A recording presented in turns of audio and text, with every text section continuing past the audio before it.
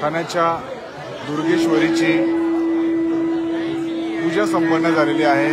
काही वेळापूर्वी हवन देखील संपन्न झालेलं आहे आणि या पूजेनंतर मूर्ती थोडीशी हलविण्यात आलेली आहे आणि थोड्याच वेळात ठाण्याच्या दुर्गेश्वरीचा गुरुवर्य धर्मवीर आनंद दिघे साहेब यांच्या देवीचं विसर्जन मिरवणूक जी आहे ती देवीची विसर्जन मिरवणूक थोड्याच वेळात सुरुवात होणार आहे आणि आपण बघू शकतो मोठ्या प्रमाणात देवीला निरोप देण्यासाठी बघू शकतो देवीला पाहण्यासाठी भाविकांची अलोट गर्दी आपल्याला झालेली पाहायला मिळते आणि थोड्याच वेळात ठाण्याच्या दुर्गेश्वरीची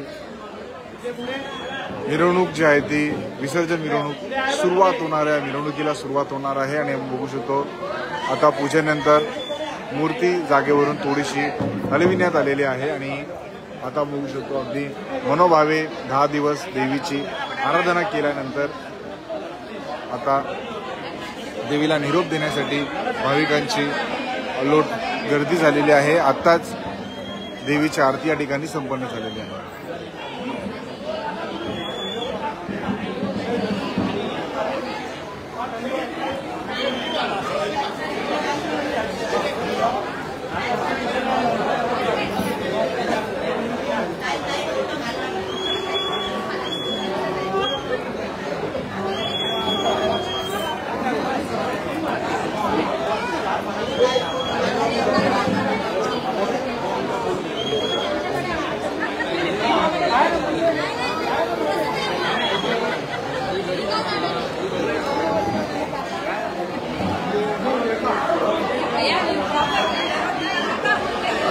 हेलो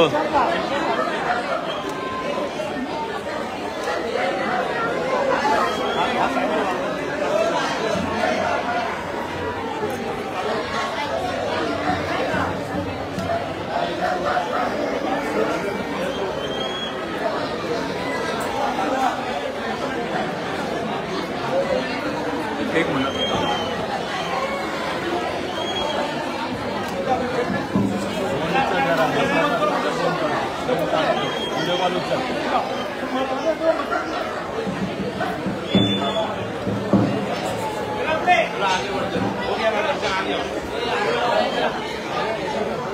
मोबाइल वरून फोटो खाली घ्या दर्शन घ्या पहिले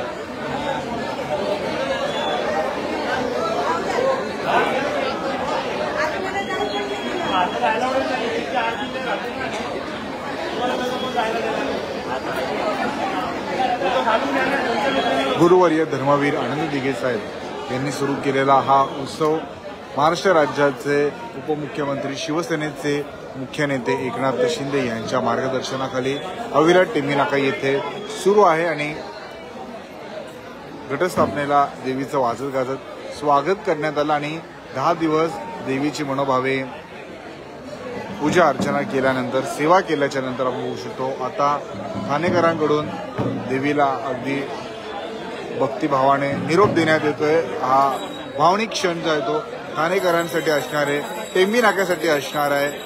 दिघे साहेबांची देवी, टेंभी नाक्याची देवी, ठाण्याची दुर्गेश्वरी म्हणून संपूर्ण महाराष्ट्रात ठाण्याच्या दुर्गेश्वरीला ओळखलं जातं।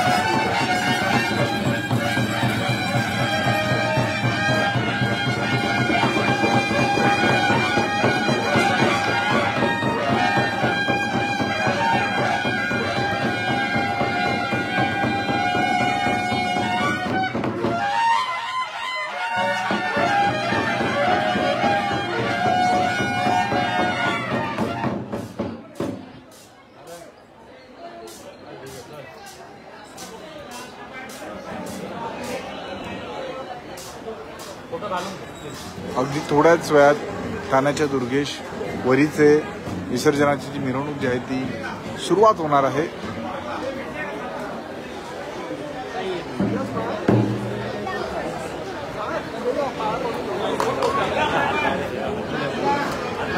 हात लावायचे